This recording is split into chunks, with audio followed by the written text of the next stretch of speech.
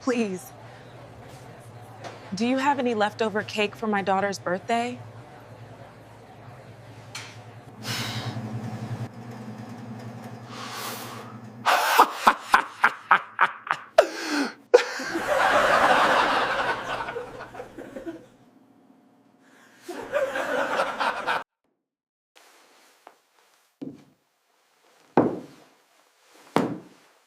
Please, do you have any leftover cake for my daughter's birthday? Her voice was barely above a whisper. Behind her, a little girl in a yellow dress peeked out from behind her mother's jacket. Her small fingers gripped the faded fabric. The manager didn't even blink. He laughed, not a small, awkward laugh. A loud, sharp laugh, the kind meant to be heard. But the man sitting alone at the corner table wasn't laughing. He was watching. What he was about to do would change two lives forever. Hello, friends. Welcome to our story. Before we start, please like this video and subscribe. Tell us in the comments, where are you watching from? New York? Canada? Maybe South Africa or Jamaica? We want to know. The little bell above the door chimed when Margaret pushed it open. She stepped inside the Santa Clara bakery. She immediately stopped walking. Just for 1 second, the smell hit her. Warm sugar, fresh bread, vanilla, butter. It was so good, so achingly good, that her eyes almost closed on their own.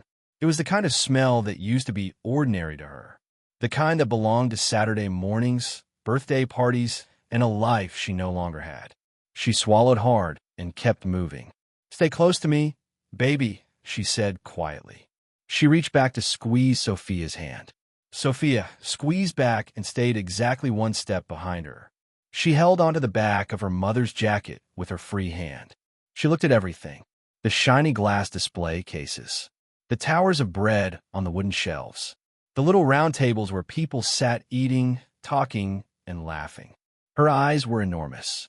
She had never been inside a place quite like this before. There were 4 people in the line ahead of them, all of them in clean, pressed clothes. One woman in a long coat looked at her phone. A man in a suit checked his watch. A young couple whispered to each other and smiled. Margaret stood in line behind them and looked straight ahead. Without meaning to, she caught her own reflection in the display glass. She looked at it for only a moment. Her hair had gone flat on one side. She had combed it that morning with a broken comb. Her blue jacket had a small tear near the left pocket. She had tried to fold it over and hide it. Her face was thin. There were dark circles under her eyes. They had not gone away in months, maybe years. She looked like someone the city had been unkind to. She looked away from the glass. It was Sophia's birthday. That was why she was here. Nothing else mattered. Sophia tugged gently on her jacket. "Mama," she whispered, "that cake has flowers on it." Margaret glanced at the display case. There it was, a round pink cake on a white tray. It had small sugar flowers arranged around the top. It was the prettiest cake in the whole case. Maybe the prettiest cake Sophia had ever seen. "It does," Margaret whispered back. "Real flowers. Sugar flowers. Made of icing." Sophia stared at it with focused, serious attention. The kind 5-year-olds give to things they find truly wonderful. "It's so beautiful," she said softly, as though she was in a church. Margaret looked at it too. Then she looked at the man behind the counter. He had just finished serving the couple and was now looking at her. "His name Badge," said Richard. "Manager." He was a big man, maybe 40 years old. His hair was combed very flat. His white shirt was tucked in neatly. He looked at Margaret the way some people look at a puddle on the floor, noticing it and already annoyed by it before anything has even happened. "Next," he said. Margaret stepped forward. She had practiced what she was going to say. She had gone over the words many times, walking here, holding Sophia's hand. She was going to be polite. She was going to be clear. She was not going to apologize for asking. "Good morning," she said. "Today is my daughter's 5th birthday." She half-turned and gestured to Sophia. The little girl peeked out from behind her. "I don't have money to buy a cake." "I know that. But I was wondering, do you have anything left over from yesterday? Any cake that you're going to throw away today, anyway? Even a small piece? It doesn't have to be much." Richard stared at her. The stare lasted a long time. Long enough that Margaret started to feel it on her skin like something cold. Then he spoke. "You want free cake." "Leftover cake," Margaret said. She kept her voice steady. "Something you weren't going to sell." I know bakeries throw food away every Tony. Richard called loudly over his shoulder. He did not take his eyes off Margaret. A young man in an apron appeared from the kitchen door. Yeah, come listen to this. Richard smiled and held out his hand toward Margaret, like he was presenting something. This woman here walked into our bakery, and she is asking us for free cake. Tony looked at Margaret. He looked at Sophia. Something crossed his face that was not quite a smile. It was something more uncomfortable than that. He said nothing. The man sitting alone at the corner table was watching. Andrew stood up. He walked to the door. As he passed the counter, he stopped. He turned and looked at Richard. The manager was laughing at something Tony had just said. He looked relaxed, comfortable, and completely unbothered. Andrew looked at him for just a moment. He did not say anything. Not yet. He pushed the door open and stepped outside. He looked down Calloway Street. There they were, Margaret and Sophia, a small blue jacket and a small pink coat. They were already half a block away, walking slowly in the cold morning sun. Andrew put his hands in his pockets. He began to follow them. He was careful to stay far enough behind that she wouldn't notice him.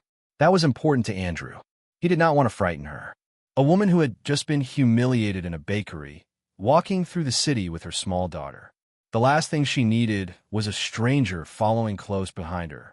So he kept his distance, half a block back, far enough to look like just another person walking in the same direction, close enough not to lose them. They walked for a long time. He had not expected that. He had thought maybe they lived nearby, an apartment a few streets over perhaps, a room in a shared house somewhere close. But Margaret and Sophia kept walking. They turned off Calloway Street onto a smaller road called Denton Avenue. The buildings here were older. They looked a little shabbier. Laundromats, small grocery shops, and a barber shop with a striped pole outside. Then they turned again onto an even smaller street. The city started to change around them. The shops disappeared. The pavements got narrower.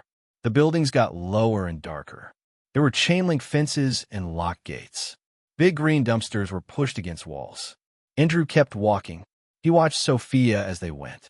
The little girl was talking. He was too far back to hear what she was saying, but he could see her pointing at things. She looked up at her mother. She chatted in that easy, endless way, that 5-year-old chat, as though the world is full of interesting things to talk about, and there's plenty of time to talk about all of them. A pigeon, a red door, a cat sitting on a window ledge. And Margaret, he could see her responding, nodding, bending down slightly to look at whatever Sophia was pointing at, answering. Her whole body, even from half a block away, was focused entirely on her daughter. Like Sophia was the sun, and Margaret was simply orbiting her, quietly and constantly making sure she stayed warm. He had to look away for a moment. He didn't know why. Something about it was difficult to watch. He wasn't quite sure yet what to do with that difficulty. He kept walking. After nearly 30 minutes, they reached the underside of the Calloway Bridge. Andrew stopped at the corner and watched from a distance. The bridge was an old one, gray concrete, wide, carrying 4 lanes of traffic above. Underneath, it was a wide, shadowy space. It was partially open on both sides. The ground was uneven. There were old stains on the concrete pillars. Marks on the walls had been there for years. And there, tucked into the corner where 2 concrete walls met, was a home. It was sheltered from the wind on 2 sides, partially hidden from the street. It was made of cardboard, large flat pieces arranged carefully. Some leaned against the wall to form a windbreak. One was propped overhead as a kind of roof. Folded blankets were visible inside. A plastic bag sat in the corner. A small arrangement of the few things they owned. They were organized as neatly as they could be in a space like that. Andrew stood at the corner and looked at it for a long time. He was a man who owned 12 bakeries. He had 3 commercial properties. He lived in a large house in the north of the city. It had 4 bedrooms and a garden that a hired man came to maintain every 2 weeks. He drove a modest car because he did not like to show off, but it was a good car. He had money in the bank that he could not spend in a lifetime if he tried. And a woman and her 5-year-old daughter were living in a cardboard box under a bridge. He watched Margaret help Sophia over a rough patch of ground. He watched Sophia say something and point at their little shelter. She pointed with obvious familiarity. "This is my home," she seemed to be saying. She had the simple acceptance of someone who has known nothing else. He watched Margaret duck inside. She straightened their blankets and pulled out something from the plastic bag. She moved around the tiny space with practiced efficiency, like someone who had made a home out of almost nothing. Andrew leaned against the wall of the corner building. He folded his arms. He stayed there for a very long time. He did not go to them. Not that day. He was not sure in that moment what he would even say. "Hello, I followed you from the bakery," was not a good beginning for any conversation. Beyond that, he was not yet sure what he wanted to do. He knew he wanted to do something. That much was clear. The feeling in his chest that had started in the bakery was still there. It was heavier now, pressing on him in a way that was hard to ignore. But he was a careful man. He had not become successful by acting quickly on feelings. He thought things through. So he watched from distance. And he thought. He was still there, leaning against the corner wall, when the afternoon started to fade into early evening. The light under the bridge shifted from yellow to gray. The traffic above rumbled steadily. The city kept going in its loud, indifferent way. At some point, Margaret emerged from the shelter. She walked a short distance away to a public tap near the base of the bridge. She filled a bottle with water. She carried it back. She disappeared inside again. A little later, he heard something. Faint at first. So faint he thought he was imagining it. But no, it was there. A voice. A woman's voice, soft and low, coming from beneath the bridge. She was singing. He couldn't make out the words from where he stood. Just the tune. Slow and gentle, moving up and down like something rocking on quiet water. A lullaby, he thought. The kind of song that is meant to say, "You are safe. You are loved. Go to sleep now. I am here." Andrew stood very still and listened. He thought about his wife. Her name had been Caroline. She had died 5 years ago in the spring. It was a long illness that had taken everything from her piece by piece until there was nothing left for it to take. They had never had children. They had wanted them, planned for them. They waited too long and then discovered it was too late. They had gotten used to the idea of just the two of them. And then she was gone. It was just him. 5 years of just him in that big house with a garden the hired man maintained. 5 years of success and money and absolutely no one to eat dinner with. He listened to Margaret sing until the song ended. The night came in quietly around the bridge. Then he walked back to where he had parked his car on Calloway Street. It was a long walk away. He sat in the driver's seat for a while without starting the engine. Then he took out his phone and called his assistant. "James," he said when the call connected, "I need you to find something out for me. There's a woman named Margaret Christine. I don't have an address. She's currently living under the Calloway Bridge. I need to know who she is. Everything. Whatever you can find." He paused. "And I need it by tomorrow morning."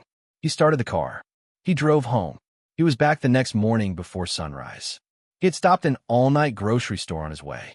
He walked the aisles slowly, picking things out with some care. Bread, fruit, a small carton of orange juice, a packet of crackers, a small container of peanut butter. He paid and walked back to his car with the bag. Then he went to the Santa Clara bakery. It was barely 6 in the morning when he arrived. The baking staff came in very early. He knew this. He owned the place. He knocked on the side door. A young woman in a white apron opened it. She stared at him in confusion. "I need one of the small birthday cakes," Andrew said. "Whatever you have ready. The ones with the frosting." He reached into his jacket and put 2 folded bills on the counter beside the door. That should cover it. The young woman, still confused, went inside. She came back with a small round cake in a white box. Yellow sponge with white frosting. A ring of small blue sugar flowers around the top. "Thank you," Andrew said and took it. He drove to the bridge. He parked 2 streets away and walked the rest. He carried the grocery bag and the cake box. The city was barely awake yet. A few early workers. A delivery truck. The first birds. The gray-pink light of early morning spreading slowly over the rooftops. Under the bridge, it was quiet. He approached carefully. He did not want to wake them. He set the grocery bag down near the entrance of their little cardboard shelter. Close enough that they would find it when they woke up, but not so close as to intrude. He put the cake box on top of the bag. Then he reached into the grocery bag. He found a small notebook and pen he had also put in there. He tore out a page. He thought for a moment. Then he wrote in plain, clear letters. You are not alone. Have faith. He folded it once. He tucked it under the edge of the cake box so it wouldn't blow away. He stood up. He looked at the little cardboard home for a moment. The carefully arranged walls. The folded blankets just visible inside. The quiet that lived there. Then he turned and walked back to his car. He was sitting in his office at the company headquarters 3 hours later when James called. I have what you asked for, James said. Go ahead, Andrew said. He turned his chair away from his desk. He looked out the window at the city. What James told him over the next 10 minutes was not easy to hear. Margaret Christine had not always lived under a bridge. That was the first thing James told him. Andrew had suspected as much. You could see in the way she carried herself, even in worn-out clothes, even after being humiliated in a bakery. There was something in her posture, something in the way she spoke. It did not belong to someone who had been defeated their whole life. It belonged to someone who had been defeated recently, someone who remembered what it felt like to stand up straight. She had worked, James said, at a grocery store called Hartley's on the east side. A store attendant. She had been there for 6 years. Her manager, when James called and asked quietly, had paused for a long time. She was one of the best people I ever had working for me, he said. He said it the way you say something that still bothers you. I always wondered what happened to her. She had rented a small apartment on Ferndale Road. 2 rooms. Nothing fancy but hers. She had paid her bills on time. She had a small savings account. Not much, but something. She had a life. Then came Rodrigo. James read from his notes in a careful, quiet voice, the way he always did when the information was difficult. Andrew sat and listened. He did not say anything. Rodrigo had been in Margaret's life for about 2 years. There were hospital records. James had a contact who was able to confirm without giving details. Margaret Christine had visited the emergency room on 3 separate occasions during that period. A broken wrist listed as a fall. 2 other visits listed under causes that were vague. Vague in the way that emergency room records sometimes are, when the real cause is too painful or too dangerous for the person to speak out loud. The last visit was 18 months ago. After that visit, according to the hospital's social worker notes, Margaret had been connected with a shelter for women in dangerous situations. James had been very thorough. She had stayed there for 2 weeks. And then one night she had left. Why did she leave the shelter? Andrew asked. James was quiet for a moment. The shelter notes say she was worried Rodrigo had found out where she was. He had connections in that part of the city. She was scared he would come there and cause trouble for the other women. Another pause. She left to protect them. Andrew put his hand over his mouth. He looked at the window. What about her documents? He said after a moment. Her ID, her work papers. That's the worst part, James said. She left in a hurry. One night with Sophia and whatever she could carry. She left everything else behind. The apartment, the documents, her savings book. All of it. He paused again. Without ID, she can't open a bank account. Without a bank account, she can't get a formal job. Without a formal job, she can't rent a room or an apartment. Without an address, she can't apply for new documents. James stopped. It's a circle, Mr. Benson. Every door leads back to a locked one. And Rodrigo, Andrew said, still in the city. No restraining order. She was never in one place long enough to apply for one. And without the documents, the legal process is even harder. James's voice was careful and even. For what I can tell, he doesn't know where she is right now. The bridge is actually, in a strange way, what's kept her hidden. Andrew sat quietly for a long time. Outside his window, the city moved the way it always moved. Fast and loud and full of people going somewhere. People with addresses and bank accounts and doors they could lock behind them. People who did not have to sleep on cardboard and sing lullabies under a bridge to make their children feel safe. James, he said at last. Yes, sir. I need you to find me the best family lawyer in the city. Not a firm, a person. Someone good. He turned back to his desk. And I need you to find out which government office handles emergency document restoration. And I need the name of a good professional training program. Something practical. He picked up his pen. I want all that on my desk by end of day. There was a short silence. Mr. Benson, James said, not asking a question exactly. more like the start of one. She is not irresponsible, James, Andrew said quietly. She is not lazy. She is not making things up. He set his pen down again. She is a woman who ran away from someone who was trying to hurt her. She did it to protect her daughter, and she lost everything in the process. And then she walked into my bakery and asked very politely for a piece of leftover cake. My manager laughed at her face in front of a room full of people. He let that sit for a moment. So yes. End of day, please. Yes, sir, James said. End of day. Andrew did not go back to the bridge that day, or the next. He wanted to make sure that when he went, he had something real to offer. Not just sympathy, not just a kind face and some warm words. He had seen enough of life to know that warm words do not actually help anyone, not without something solid behind them. They just make the person giving them feel better about themselves. He did not want to feel better about himself. He wanted to fix something. So he spent 2 days making calls and sitting in meetings. He read through the information James brought him. He spoke to a lawyer named Patricia Cole. She had 20 years of experience in family protection law.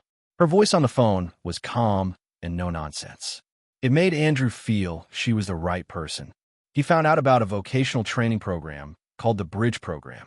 The name felt pointed under the circumstances. It helped people re-enter the workforce after difficult periods. He made arrangements for a short-term apartment, a safe one in a decent part of the city, close to a good school. A good school. He had thought about that for a while. Sophia would need a school. Sophia would need many things. He sat with that thought for a while. He found that it did not feel like a burden. It felt more like something waking up. On the third morning, he drove to the bridge. It was mid-morning when he arrived. The sun was out, pale and thin, doing its best. He parked the car and walked the familiar route. As he came around the corner, he could see the shelter, and in front of it, sitting on a flattened piece of cardboard on the ground, was Sophia. She had a short stick in her hand. She was drawing something on the bare ground in front of her, dragging the stick in careful lines, biting her lip in concentration, very serious about whatever she was making. She was wearing her pink coat and her 2 small shoes. Her hair was done in the same 2 sections as before. She looked up when she heard his footsteps. She did not hide. She just looked at him with very direct, curious eyes. "Hello," she said. "Hello," Andrew said. He stopped a respectful distance away. He crouched down so he was at her level. "That's a good drawing." "What is it?" Sophia looked at her ground drawing. "A house," she said. "With a garden." "A nice, big garden?" "Yes." "With a tree." She pointed to a wobbly circle on a stick she had scratched into the dirt. "That's the tree." "It's a very good tree," Andrew said seriously. Sophia considered him. "Are you lost?" she asked. "No," he said. "I'm looking for your mother, actually." "Is she here?" Sophia opened her mouth to answer. But before she could, Andrew heard a sound behind him. He straightened up and turned around. Margaret was standing 3 feet away. She had come back from wherever she had been. The public tap, he guessed, or the food donation point near the park. She had seen him before he had seen her. She was standing very still with a small bag in her hand. She was looking at him the way a person looks at something they're trying to understand. Cautious, alert. Her eyes moved from him to Sophia and back to him again. "Who are you?" she said, quiet but direct. Andrew straightened up fully. He kept his hands visible. He kept his voice calm. "My name is Andrew Benson," he said. "I was at the Santa Clara Bakery 3 days ago. I was sitting at the corner table. I saw what happened." Something moved across Margaret's face. Not exactly an emotion. More like a door closing quietly inside her. Her chin came up slightly. "Then you saw me get thrown out," she said flatly. "I saw you get treated very badly by someone who had no right to treat you that way," Andrew said. "And I'd like to talk to you if you're willing. I promise I mean no harm." Margaret looked at him for a long time. He understood the look. She had learned in the past few years that strangers who approached her with offers of kindness almost always wanted something. A person living on the streets learned this very quickly. Kindness that comes from nowhere usually costs something. "Mama," Sophia said from behind Andrew. "He said my tree was very good."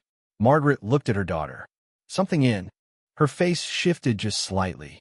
Then she looked back at Andrew. "Talk," she said. "I'm listening." Andrew did not rush. He had learned over many years of business that the most important conversations were the ones you did not rush. And this was the most important conversation he had had in a very long time, maybe longer than he wanted to admit. "May I sit?" he asked, gesturing to a low concrete ledge nearby. Margaret nodded once. She did not sit herself. She stood with the small bag held in front of her with both hands, watching him. Sophia had abandoned her ground drawing.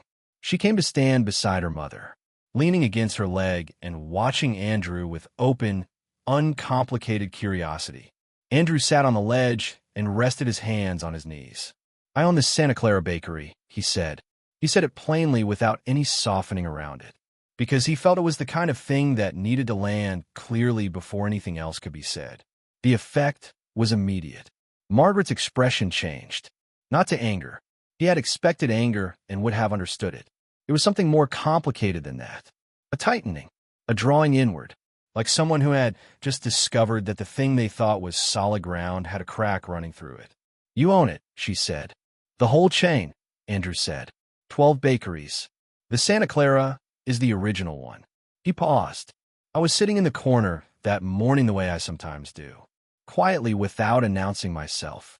I like to see how the business runs when nobody knows I'm watching." Another pause. "I saw everything Richard did. I heard every word." Margaret was quiet for a moment.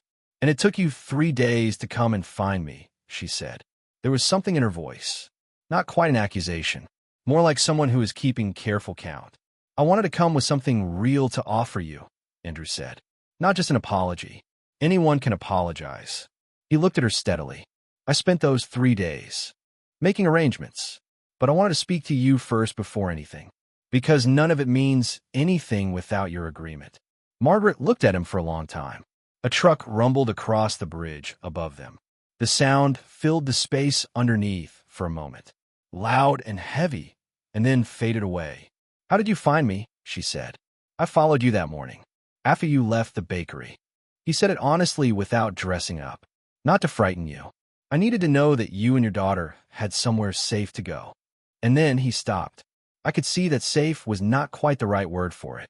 Margaret's jaw tightened. "I don't need anyone's pity," she said. "I'm not offering pity," Andrew said. "I'm offering something very different from pity." He leaned forward slightly, elbows on his knees. "I'd like to tell you what I have in mind, and then you can tell me what you think. And if the answer is no, I'll leave and not come back. That is your right." Silence. A pigeon landed a few feet away. It looked at them both and walked off. "Go ahead," Margaret said. He told her everything. He told her about the apartment, a 2-bedroom place on Mercer Street in a quiet neighborhood. It was on the 3rd floor, with a window in the 2nd bedroom that faced a small park. He told her about Patricia Cole, the lawyer. She had already started looking at how to get a protective order filed against Rodrigo, and how to begin the process of restoring her documents. He told her about the bridge program, 12 weeks of professional training, run by a woman named Helen. She had 30 years of experience and a success rate that Andrew found quietly impressive. He told her that at the end of that, if Margaret wanted it, there was a job waiting for her. A real job at the reception desk of his company's main office, with a real salary and her name on an employment contract. He told her all of it in a steady, matter-of-fact voice, as if he were describing something simple, as if he did this all the time. He did not do this all the time. In fact, he had never done anything quite like this before. He donated to charities the way wealthy people do, writing checks, attending dinners, putting his name on things. But that was different. That was money going somewhere general, helping no one in particular. This was different. He was not sure yet exactly what it was, only that it felt necessary in a way he could not explain. He did not want to examine it too closely right now. When he finished talking, he stopped and waited. Sophia had sat down on the ground halfway through his explanation. She had decided that the conversation was going on longer than expected. She had gone back to drawing with her stick. She was now adding something new to her house. What appeared to be a very large cat standing guard at the front door. Margaret had not moved from where she was standing. She was looking at him with an expression he found difficult to read. It was the expression of someone doing 2 things at once, wanting very badly to believe something and working very hard not to. Why? She said at last. Just that one word. Andrew understood the question perfectly. Because what happened in that bakery should not have happened, he said. And because it happened in my bakery, which makes it something I feel responsible for. He paused. And because I have more than enough, and you have almost nothing. Your daughter drew a house with a tree in the dirt today because she doesn't have anywhere better to draw it. His voice was steady when he said all of it. But the last part, the house in the dirt, the tree, cost him something to say. He wasn't sure why. Maybe because of Caroline. Maybe because of the 4 empty bedrooms in his house. And the garden the hired man maintained for nobody. Margaret looked at him for a very long time. He could see her working through it. The suspicion, the hope, the fear of the hope. The exhaustion of being careful all the time. He watched all of it move through her. He said nothing because it was not his turn to speak. I've had people offer to help before, she said finally, quietly. It never came out the way they said it would. I know, Andrew said. I can't prove to you ahead of time that I'm telling the truth. I understand that. He held her gaze. But I can take you to see the apartment today if you want. Right now, you can meet Patricia Cole tomorrow. I'll give you her direct number, and you can call her yourself without me in the room. You don't have to take my word for anything. Another long silence. Sophia had finished her cat. She was now adding what looked like flowers along the front of her house. Little round circles on thin stems, pressed into the dirt. Margaret watched her daughter for a moment. Then she looked back at Andrew. If this turns out to be something different from what you're saying, she said. Her voice was very quiet and very direct. If anything about this puts Sophia in danger, then I will deserve everything you think of me, Andrew said. Yes. Margaret looked at him once more. She was making a decision. He could see it. The moment when the scale tips. When the weight of having nothing left to lose becomes, finally, just barely heavier than the weight of being afraid. She breathed out slowly. Sophia, she said. Sophia looked up from her drawing.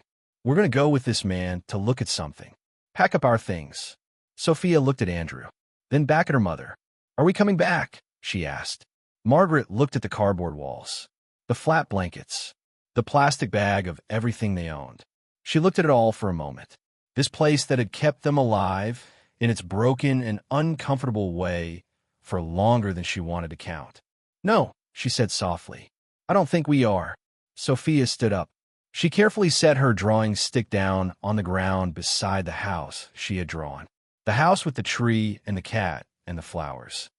As though she was leaving it for someone else to find. Then she walked over to her mother and took her hand. Okay, she said simply.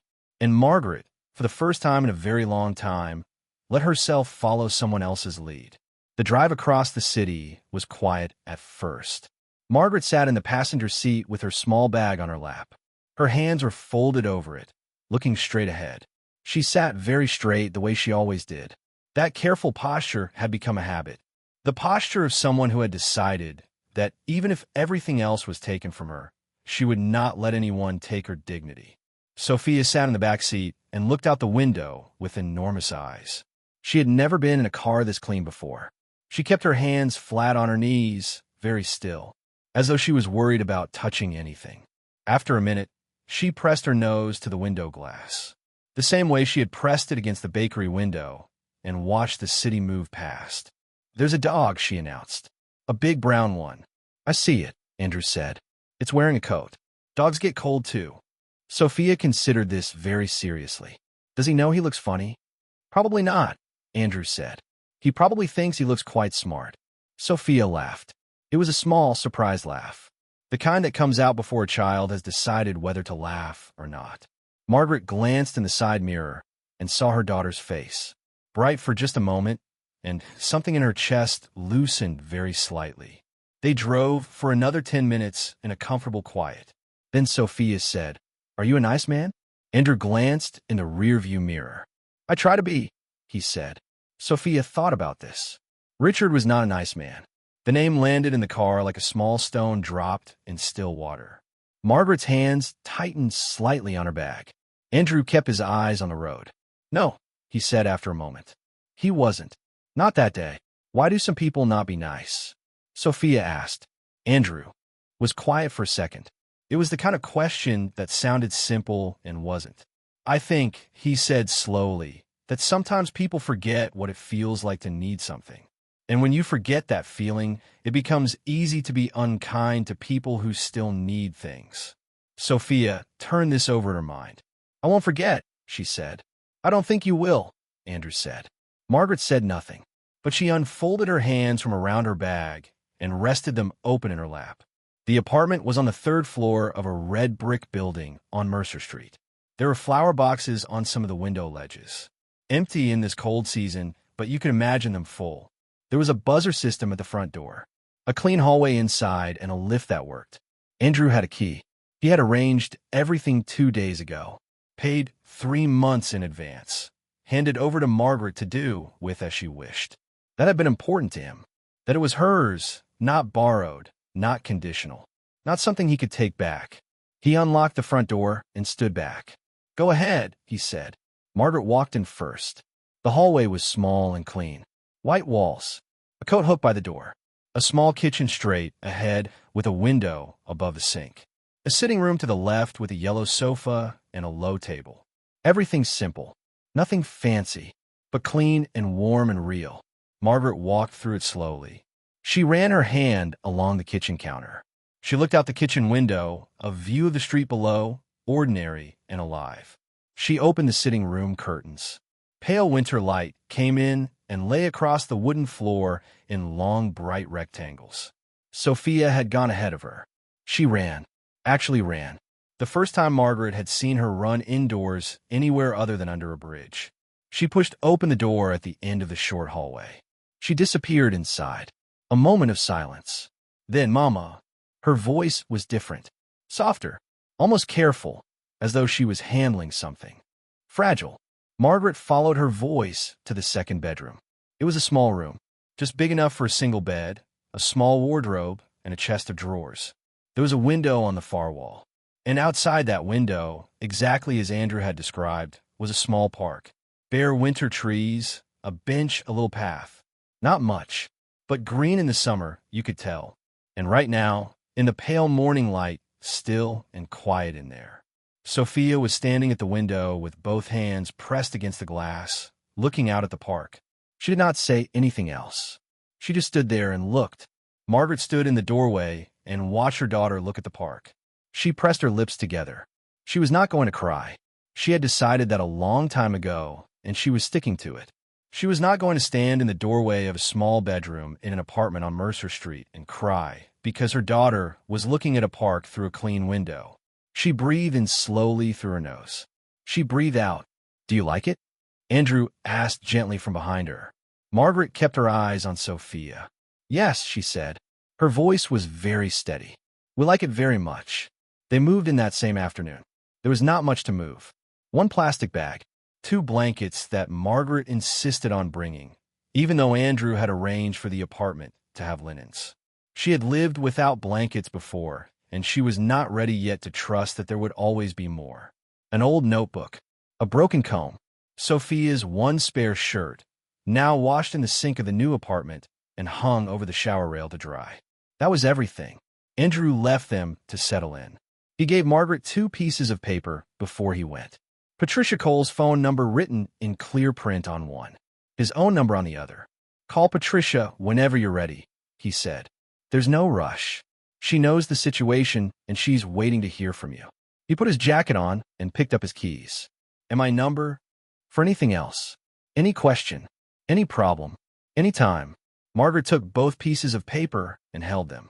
She looked at them for a moment and then looked up at him. Mr. Benson, she said. Andrew, he said. A small pause. Andrew. She seemed to test the word. Why are you doing this?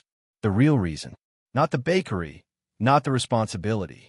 The real reason. Andrew looked at her steadily. He could have said something easy. Something about charity or justice or simply doing the right thing. Any of those would have been true enough.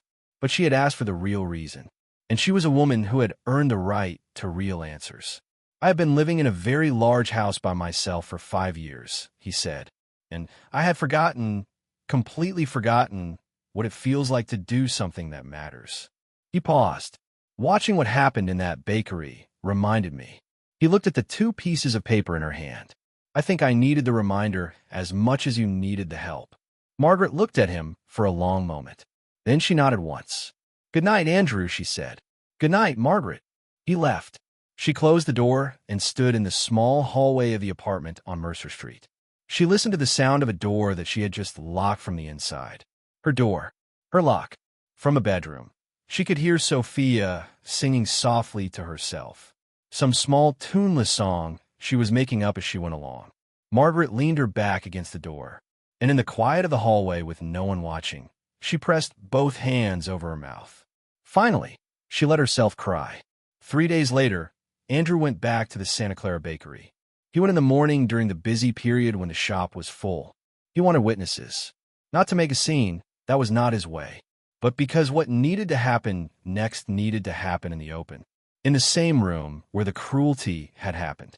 He ordered a coffee at the counter from a young woman he didn't recognize.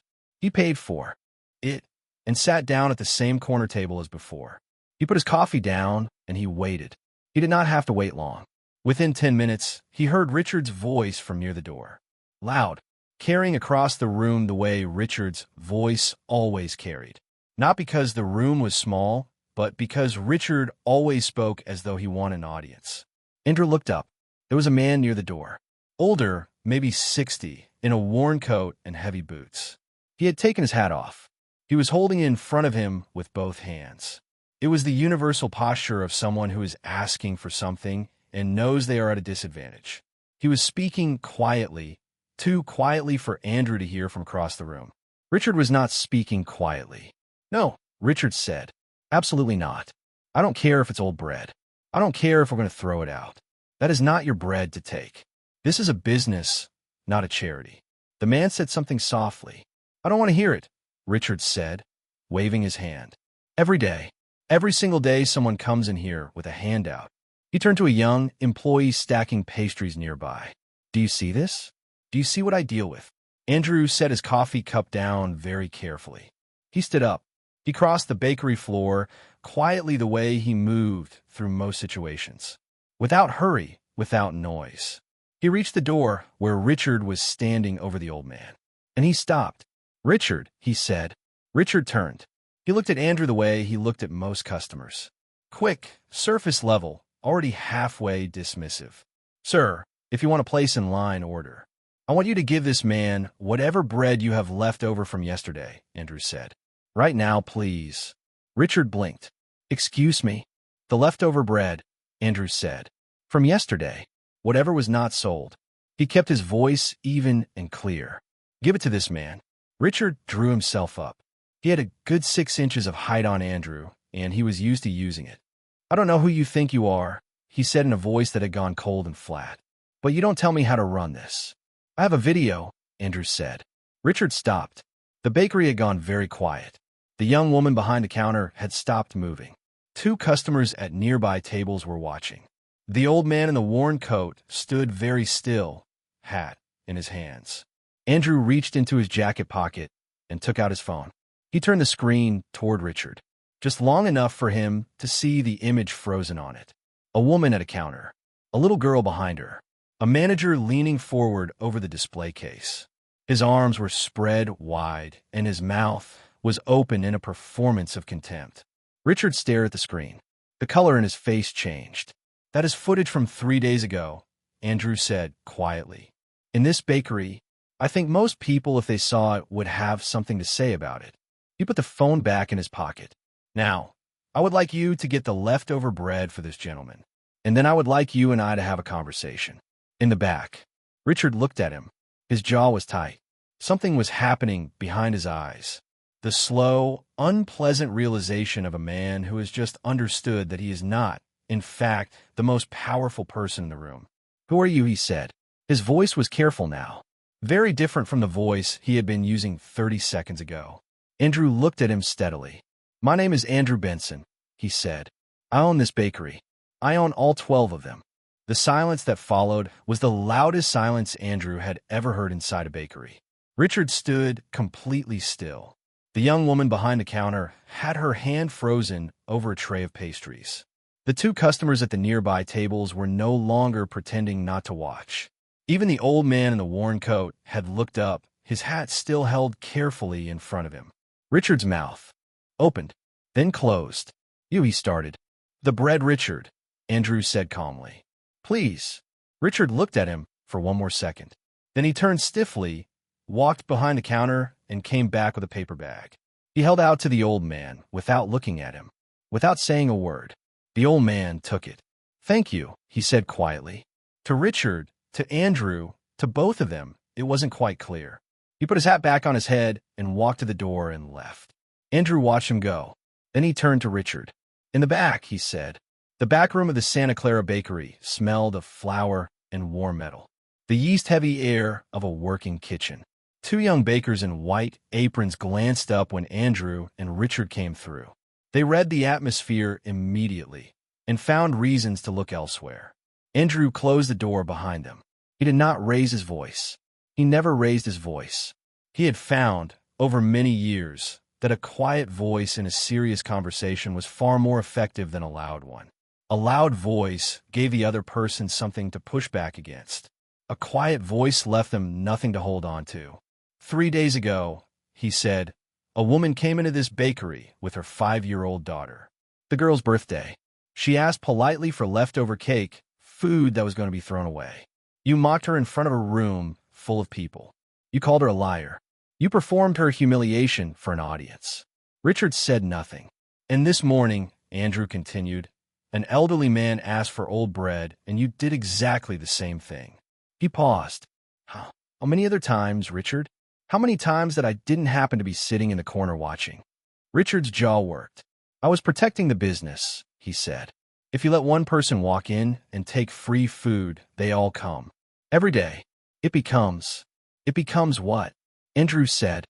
Inconvenient? Expensive? He shook his head slowly. Do you know how much food this bakery throws away every? On his jacket, he walked out of the Santa Clara bakery. 6 weeks later, Margaret walked through the door of the bridge program on her first day of training.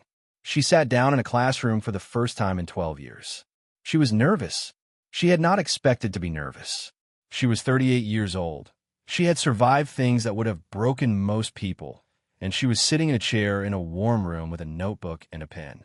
There was nothing frightening about it, and yet her hands were not entirely steady when she opened the notebook. The woman at the front of the room was Helen, exactly as Andrew had described her. 60s, short gray hair, reading glasses on a chain around her neck. A voice like someone who has spent 30 years saying important things clearly and means to continue. She looked at the 12 people sitting in her classroom. You are all here, she said, because something went wrong. Something in your life. Something that may or may not have been your fault.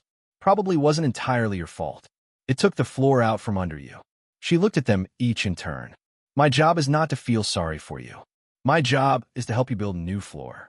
That is all we are doing here. Building a new floor. Margaret looked down at her blank notebook page. She wrote at the top, new floor. And then she started to write.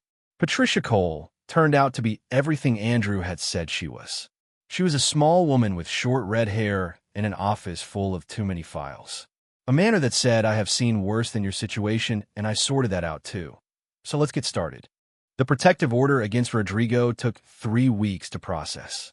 It was the longest 3 weeks of Margaret's life, knowing that a piece of paper was the thing standing between her and the past, and waiting for that paper to be real and official and signed by a judge. But it came. Patricia put it in Margaret's hands on a Tuesday morning.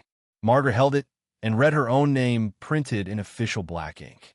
She felt something loosen in her chest that had been tight for so long she had stopped noticing it. The documents took a little longer.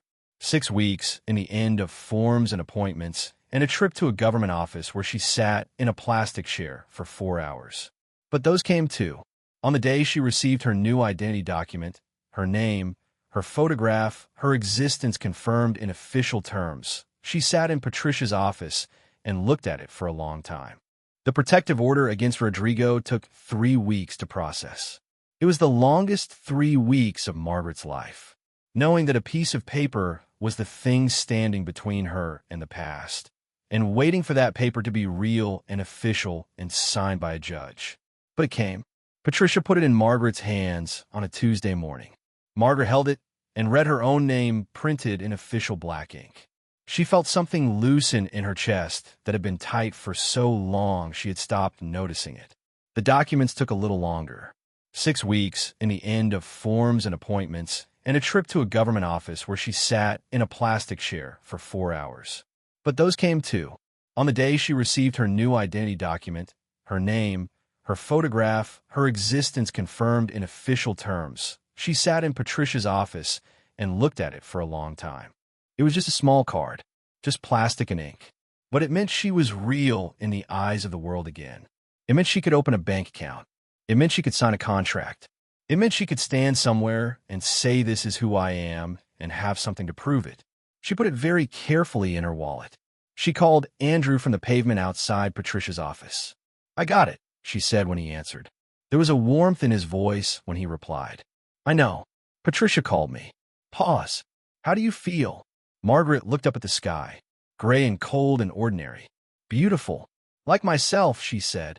Sophia started school on a Monday morning in February.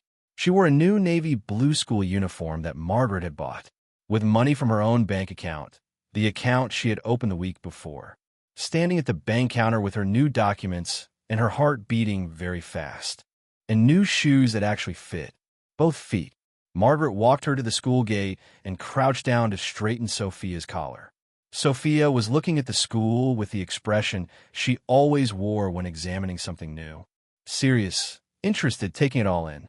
Children were streaming past them through the gate, talking and laughing. "Ready," Margaret said. Sophia looked at her.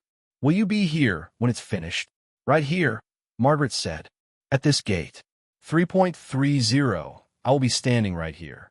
Sophia nodded, deciding to believe this. Then she did something unexpected. She leaned forward and pressed her forehead against her mother's forehead. She stayed there for a moment, the two of them still in the moving stream of children. "I love you, Mama," she said. "I love you more," Margaret said. Sophia pulled back. She picked up her small school bag. She turned and walked through the gate without looking back.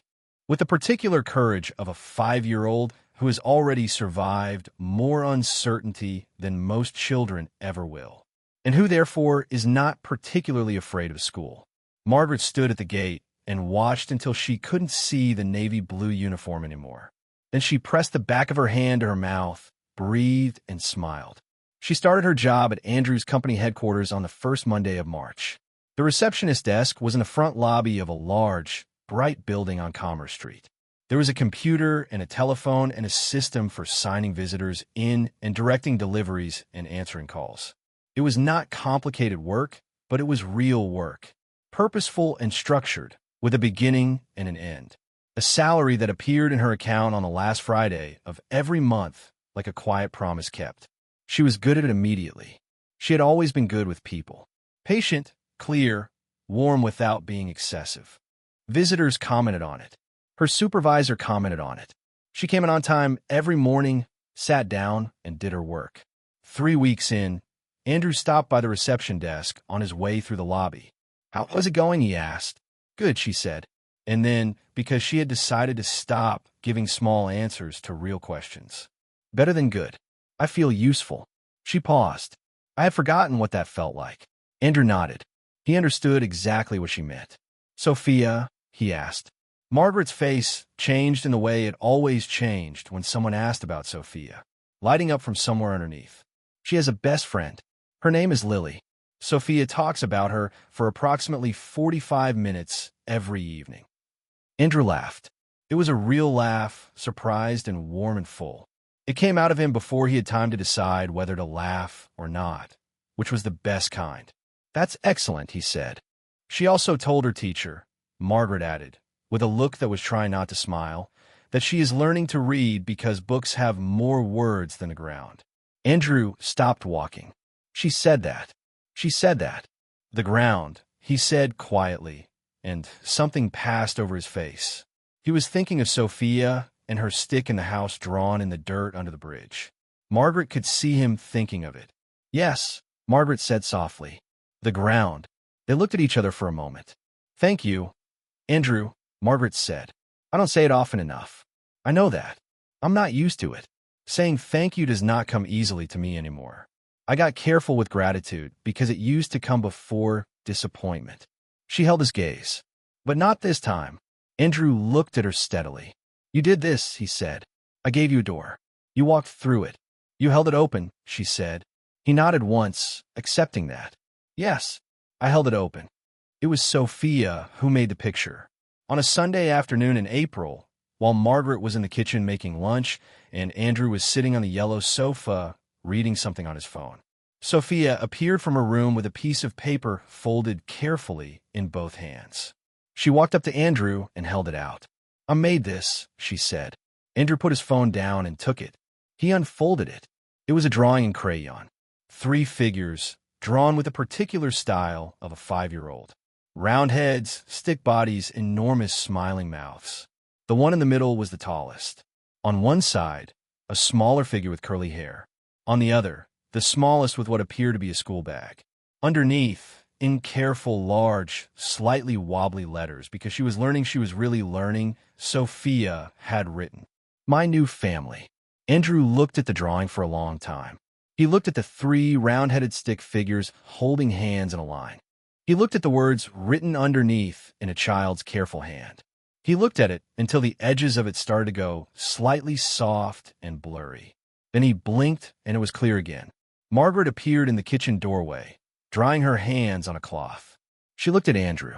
She looked at the paper in his hands. She had known Sophia was making it.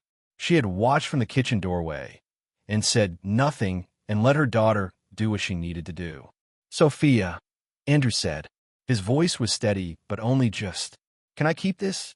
Sophia looked at him as though this was a very strange question. I made it for you, she said simply. That's what keeping is for. Andrew folded the drawing very carefully and put it in his jacket pocket. Thank you, he said. Sophia nodded, satisfied, and went back to her room. On the first day of May, the Santa Clara Bakery began its new official food donation program. Every evening at closing time, a green crate was brought out from behind the counter and placed near the door. Everything unsold, bread, pastries, the cakes whose day was done, went into the crate. A small handwritten sign above it said, Take what you need. No questions asked. On the first day, 3 people took from the crate. By the end of the first week, the bakery staff had started adding extra items to it. Things baked slightly imperfectly, small things that couldn't be sold but were perfectly good. Tony, who was now the acting manager, had suggested it. Her hair was done. She was carrying a proper bag with her wallet inside. A bank card inside the wallet. When she reached the counter, Tony was serving. He smiled at her. A warm, real smile. The smile of someone who is glad to see you. Good morning, he said. What can I get for you? Margaret looked at the display case. She looked at the pink cake with the sugar flowers. 1 slice of the pink cake, she said.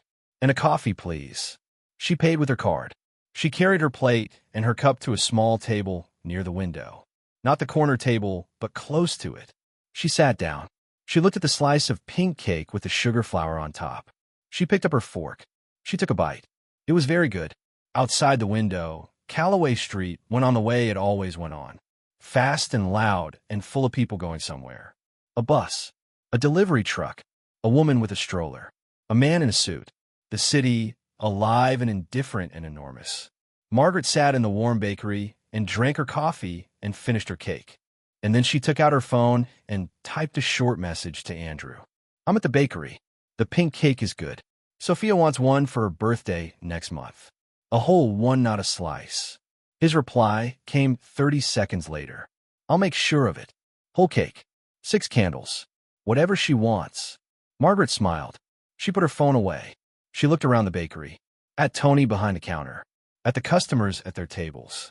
At the green crate near the door waiting for the end of the day. At this place that had once been the scene of the worst moment of a very hard year. And had become something else entirely.